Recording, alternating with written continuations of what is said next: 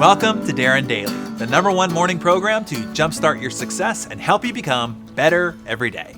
Since you are a Darren Daily subscriber, I'm going to assume that you've already read my book, The Compound Effect. In the book, I discuss in detail, with great passion, the critical components habits play in your success. I outline 5 strategies to uproot habits that might be continually taking you off course, sometimes without you even knowing it, and 7 strategies to install the success habits you need to take you in the direction of your greater goals, expanded business, and multiplied income. But you don't have to tackle all your bad habits or install a bunch of new ones to significantly transform your life. I want to talk about the power of just one. Changing just one habit can change your entire life. It is called finding the Keystone Habit. Here's an example that I read that illustrates the point beautifully.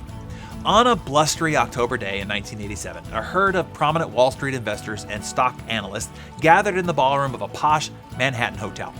They were there to meet the new CEO of the Aluminum Company of America, or Alcoa, as it is known, a corporation that for nearly a century had manufactured everything from the foil that wraps Hershey Kisses and the metal that's used in Coca-Cola cans and the bolts that hold satellites together in the sky.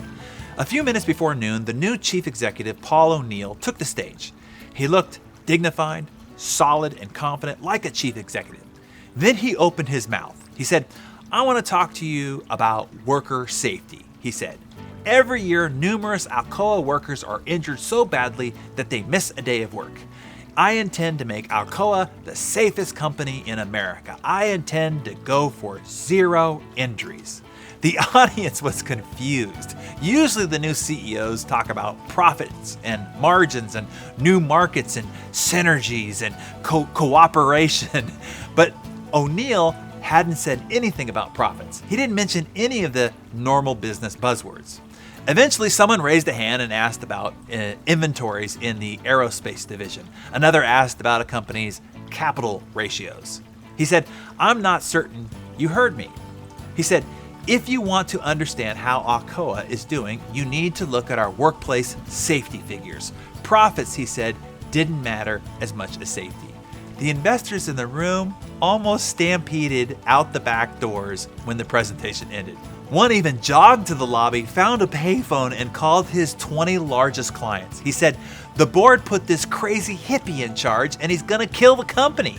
He ordered them to sell their stock immediately before everyone else in the room started calling their clients and telling them the same thing. Later, that same advisor admitted it was literally the worst piece of advice I had ever given in my entire career. Within a year of O'Neill's speech, Alcoa's profits would hit a record high. By the time O'Neill retired in 2000 to become Treasury Secretary, the company's annual net income was 5 times larger than before he arrived, and its market capitalization had risen by $27 billion.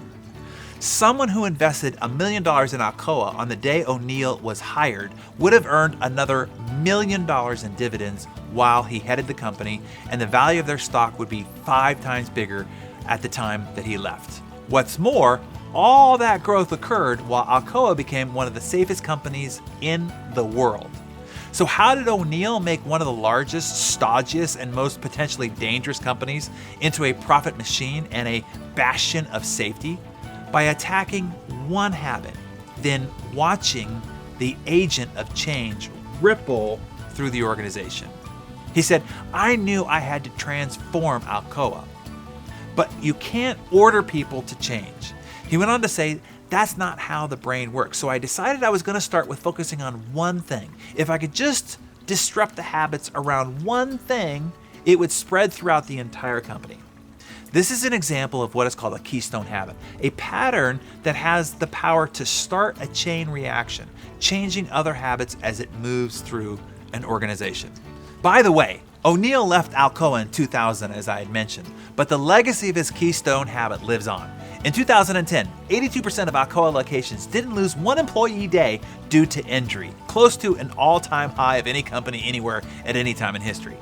On average, workers are more likely to get injured at a software company or a company that animates cartoons for movie studios, or doing taxes as an accountant than handling molten aluminum at Alcoa.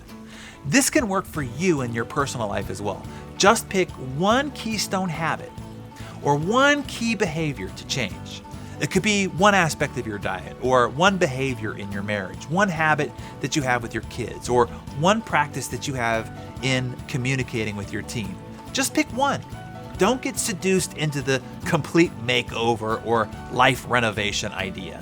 It will end up being too much, and it will collapse in discipline and bring the whole process down like a house of cards. What you'll notice is when you focus on this one, it will have a ripple effect throughout most every other area of your life. Awareness and improvement in one area with noticeable results will bolster your self-confidence and inform you about other areas of your life, which also will improve along with that one key habit. So, pick your one habit today and simply start tracking it. Whatever it is, start today and commit to doing it just until, let's say, the end of the month.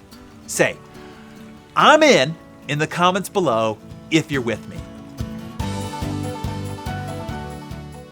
I love the topic of productivity and priorities, especially like today's Darren Daily. In fact, the tool you heard Darren talk about is the exact same one we use here on the A-Team to win the week before it begins. If you're unfamiliar with it, it's the sacred Sunday planning process that was taught to Darren by a 94-year-old multi-billionaire. So cool, right? Darren really wants to pay it forward by giving it to you for free. And he walks you through a video tutorial on how to make it work for you. You can find it at darrenhardy.com/win-the-week. That's darrenhardy.com/win-the-week. Have a great day.